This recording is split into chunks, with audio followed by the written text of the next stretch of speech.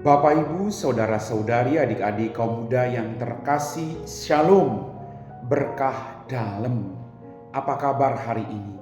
Semoga kasih karunia Tuhan selalu menyertai perjuangan hidup kita. Selamat berhari Minggu. Hari ini kembali saya mengajak Anda untuk mendengarkan firman Tuhan. Mari kita siapkan hati kita. Tuhan bersamamu dan bersama rohmu. Inilah Injil suci menurut Santo Lukas, dimuliakanlah Tuhan. Pada suatu ketika orang berduyun-duyun mengikuti Yesus dalam perjalanannya. Sambil berpaling, Yesus berkata kepada mereka, "Jika seorang datang kepadaku dan ia tidak membenci bapaknya, ibunya, istrinya, anak-anaknya, saudaranya laki-laki atau perempuan, bahkan nyawanya sendiri, ia tidak dapat menjadi muridku. Siapa saja yang tidak memanggul salibnya dan mengikuti aku, ia tidak dapat menjadi muridku. Sebab siapakah di antara kamu yang kalau mau membangun sebuah menara, tidak duduk dahulu membuat anggaran biayanya? Apakah uangnya cukup untuk menyelesaikan pekerjaannya itu? Supaya jika ia sudah meletakkan dasarnya dan tidak dapat menyelesaikannya, jangan-jangan semua orang yang melihatnya akan mengejek dia dengan berkata, 'Orang itu mulai membangun tetapi tidak dapat menyelesaikannya.' Atau raja manakah yang hendak berperang melawan raja lain tidak duduk mempertimbangkan dahulu, apakah dengan 10.000 orang ia dapat melawan musuh yang datang menyerang dengan 20.000 orang? Jika tidak, ia akan mengirim utusan selama musuh masih jauh untuk menanyakan syarat-syarat perdamaian. Demikian pula, setiap orang di antara kamu yang tidak melepaskan diri dari segala miliknya tidak dapat menjadi muridku." Demikianlah sabda Tuhan.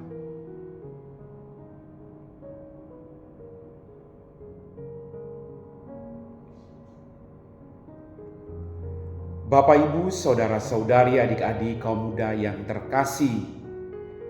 Dalam bacaan Injil pada hari ini kita mendengar Yesus berkata, "Jika seorang datang kepadaku, ia tidak membenci bapaknya, ibunya, istrinya, anak-anak atau saudaranya laki-laki atau perempuan, bahkan nyawanya sendiri, ia tidak dapat menjadi muridku." Pertanyaan yang muncul, apakah Yesus mengajarkan kebencian? Tidak. Yesus selalu menanamkan kemurnian hati untuk mencintai sesama. Maka bacaan hari ini, kata-kata Yesus yang diucapkan tadi bermaksud bahwa Yesus hendak menekankan totalitas kepada setiap murid-murid yang hendak mengikutinya.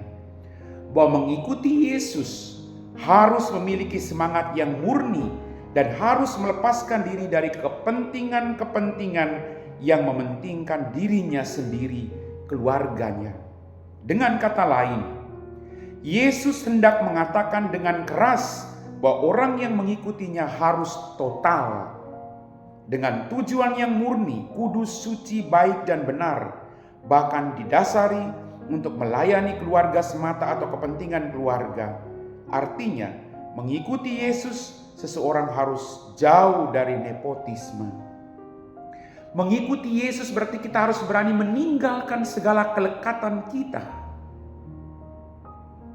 agar kita mampu memberikan diri kita untuk melayani siapapun dalam kehidupan ini. Maka kita diminta untuk tidak terikat pada apapun, pada keluarga, pada harta kekayaan, tapi berjuang untuk memberikan diri kita seperti Dia datang memberikan diri kepada siapapun, baik orang benar maupun orang berdosa.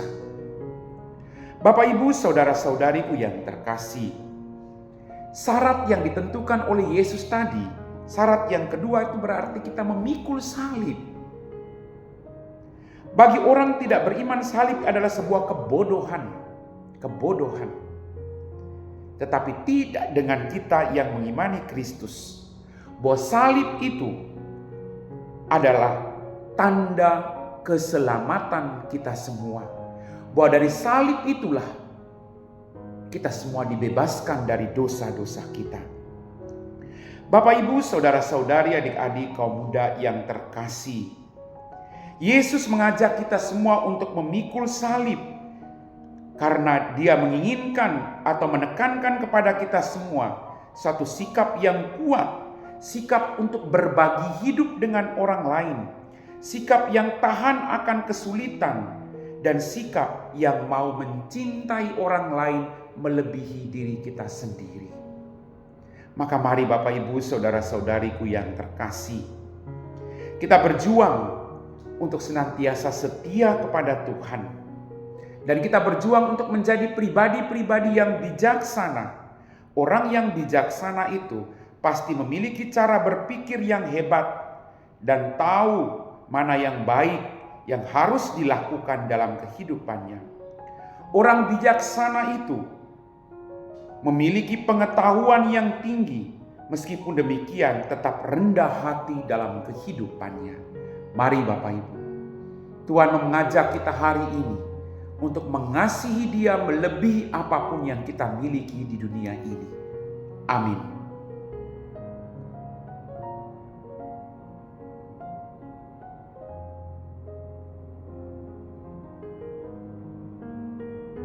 Bapak, Ibu, saudara-saudari, adik-adik, kaum muda yang terkasih, kita semua telah diteguhkan oleh firman Tuhan. Mari kita siapkan hati kita untuk berdoa.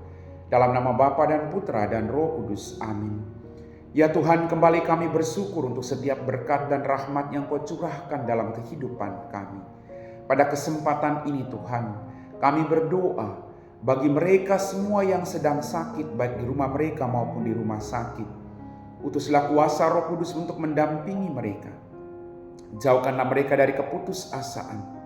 Mampukan mereka untuk menyatukan segala penderitaan mereka dengan penderitaan-Mu sendiri. Tuhan, kalau boleh, Engkau jamah dan Engkau berikan mereka rahmat kesembuhan. Berkatilah juga keluarga yang mendampingi para perawat, para dokter. Biarlah mereka semua Engkau berikan kesabaran dan kesehatan. Kami puji Engkau Bapa, kini dan sepanjang segala masa. Amin. Tuhan bersamamu dan bersama Roh-Mu.